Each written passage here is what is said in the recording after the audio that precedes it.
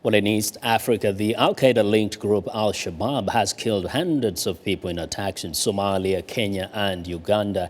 To talk more about the terrorist threats and other challenges facing Africa, we're pleased to be joined in the studio by Raila Odinga, former Prime Minister of Kenya and a former presidential candidate.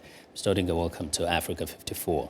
Thank you, Makori. Now, first, let's get a little, your thoughts a little bit on the threat of terrorism, particularly in Kenya and the East African region. To what extent do you feel that the countries have taken control of the situation to combat al-Shabab?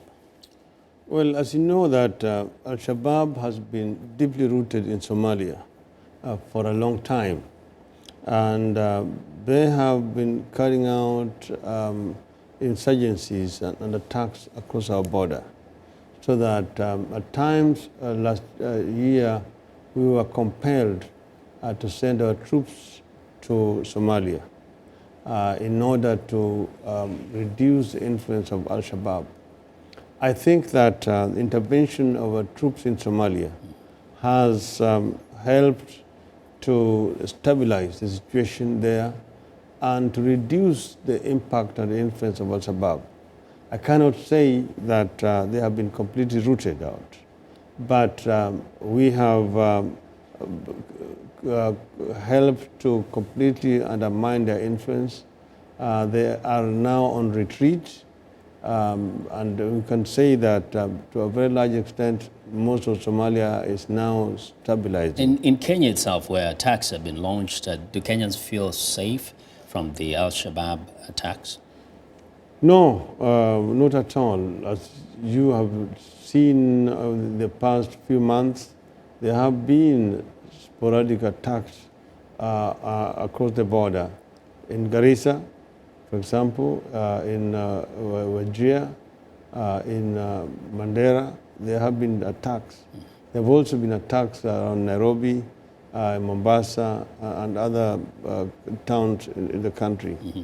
So the al-Shabaab threat is real right now. It's still there in the country. Now, let's turn to another issue, this issue of governance. The question of governance in Africa is like an everyday issue for many. Tell me, what do you think is the solution to poor governance across the continent? You have been Prime Minister yourself. Well, they say that the country gets the leadership that it deserves, because the people should, when get opportunity to elect a leadership, they should first look at the quality that is being presented. As you know, that Africa is in transition from a single party and military dictatorships. People have now been having periodic elections. I would not say that these elections have been perfect.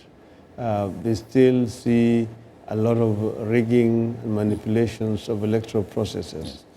But I'm saying that we should move on and ensure that conditions are established that will ensure that elections are free and fair. Yeah.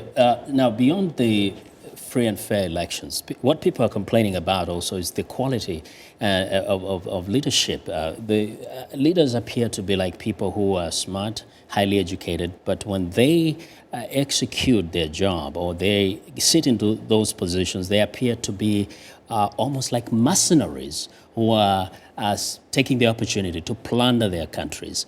How do you stop this? How do you create leadership that has some sense of patriotism? You see, that's the real reason why there is periodic elections.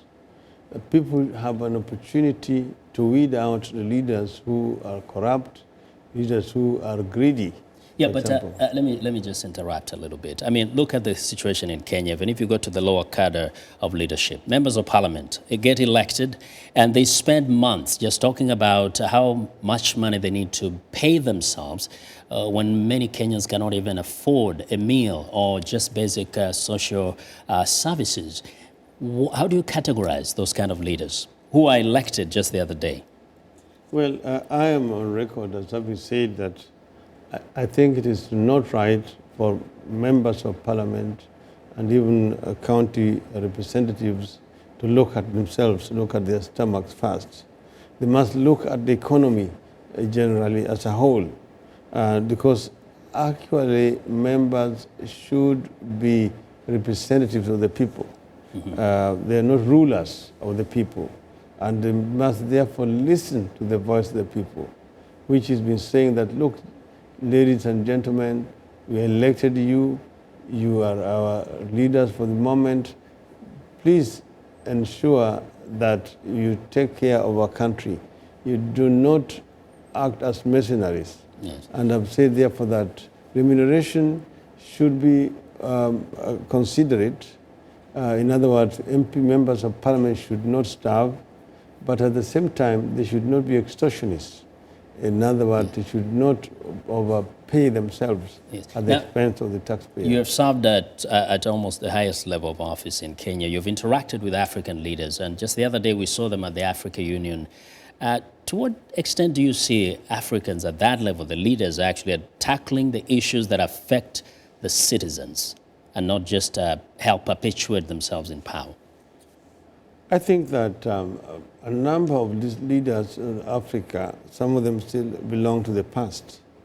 So you still have this big man syndrome, which is still lingering on the continent.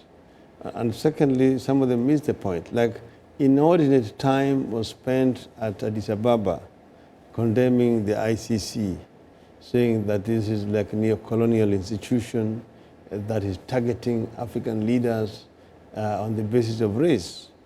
But I've been saying that Africa has taken itself to the ICC, not the other way around. Taylor was taken to The Hague by Africans. Bemba is there because Kabila wanted him to be there.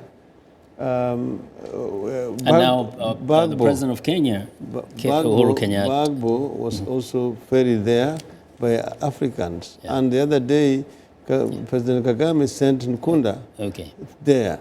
And now our situation, we refuse to set up a tribunal to deal with this issue locally. Yes. So in other words, we took ourselves to The Hague. Okay. Yeah. Thank you very much. That's about the time we have of this particular conversation. We hope to have you back here one of these days. Well, that is Mr. Raila Odinga, the former Prime Minister of Kenya, who joined us here today on Africa 54.